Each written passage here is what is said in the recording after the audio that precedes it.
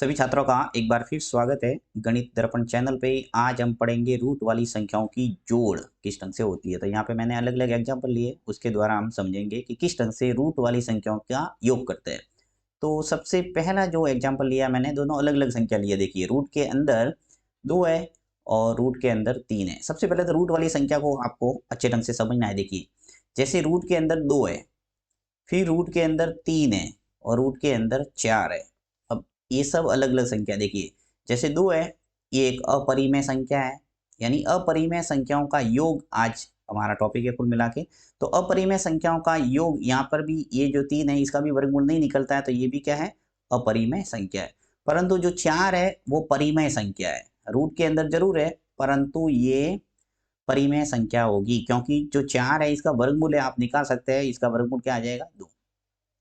ठीक है, तो कुल मिला के देखिए, जैसे √4 है, √9 है, √16 है, इसका वर्गमूल निकलता है। इसका वर्गमूल कितना आता है, 2। इसका वर्गमूल आ जाएगा 3, इसका वर्गमूल आ जाएगा 4। तो जिनका वर्गमूल निकलता है वो है परिमेय संख्या, और जिसका वर्गमूल नहीं निकलता है, ठीक है, वो सब क्या हो जाएगी, अपरिमेय संख्या। यानी जिसे p/q के रूप में नहीं लिख सकते वो सब अपरिमेय संख्या होती है। तो ये एक अलग टॉपिक हो जाता है, इस पर भी मैंने एक वीडियो बनाया हुआ है। आप यदि परिमेय संख्या और अपरिमेय संख्या के बारे में विस्तृत जानना चाहते हैं तो वो वीडियो जरूर देखना, जिसका लिंक है वो आपको वीडियो के अंत में मिल जाएगा। ठीक है, यहाँ हम बात कर रहे हैं सिर्फ अपरिमेय संख्याओं की योग है वो किस ढंग से होगा। तो चलते हैं, हम इस टॉपिक पे वापस आते हैं। मैं हटा देता हूँ इसको सभी को। तो फर्स्ट एग्जांपल करते हैं यहाँ पे कि √2 और √3। देखिए, यहाँ पे दोनों अपरिमेय संख्या और इसका योग वैसा का वैसा हो जाएगा, क्योंकि इसके अंदर कोई संख्या जुड़ेगी नहीं। देखिए, √2 प्लस √3, यही इसका क्या हो जाएगा, आंसर। नेक्स्ट है दूसरे में क्या स्थिति है, √2 और √2 यानी दोनों ही रूट वाली संख्या है वो समान है। ऐसी स्थिति में योग हो जाएगा। देखिए, √2 और √2 मिलके हो जाएगा 2√2। इसका आंसर ये भी सही है और इसका आंसर ये भी सही है, √8।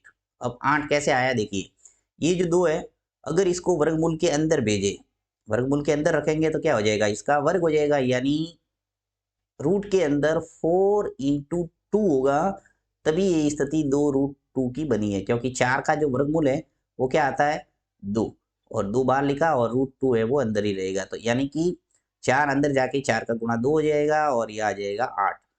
तो ऐसी स्थिति भी ध्यान रखना है, एग्जाम के अंदर आपके ये भी आ सकता है और ये भी आ सकता है, यानी 2√2 भी सही है और √8 भी सही है। ठीक है, यहाँ पे और समझ में आएगा। देखिए स्थिति, मैं यहाँ से हटा देता हूँ इसको सभी को। नेक्स्ट है सी के अंदर देखिए 3√2 और 2√2, इसको भी ये 3 और 2 जुड़ जाएगा, क्योंकि रूट वाली संख्या है वो समान है। ऐसे समझ सकते हैं कि x और x को जोड़ते हैं तो क्या आता है, 2x।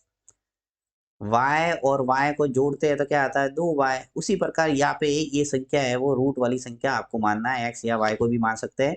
तो संख्या संख्या जुड़ जाएगी। देखिए, 3 और 2 ये जोड़ेंगे तो क्या आ जाएगा, 5। तो यहाँ मैं लिख लेता हूँ 5 5√2। ठीक है, अब इसको मैंने कैसे 8 बनाया, उसी प्रकार इसको बना सकता हूँ √50। कैसे बना 50, देखिए 5 है वो रूट के अंदर जाएगा तो क्या हो जाएगा, 25। इसको वर्ग करके अंदर रखना है, यानी 5 का वर्ग करेंगे तो क्या आएगा, 5 × 5 25, और 25 का गुणा इस 2 से होगा। देखिए ये स्थिति आएगी 25 × 2, 25 × 2 करेंगे तो क्या आएगा, 50। तो ये तरीका है रूट वाली संख्याओं का योग करने का।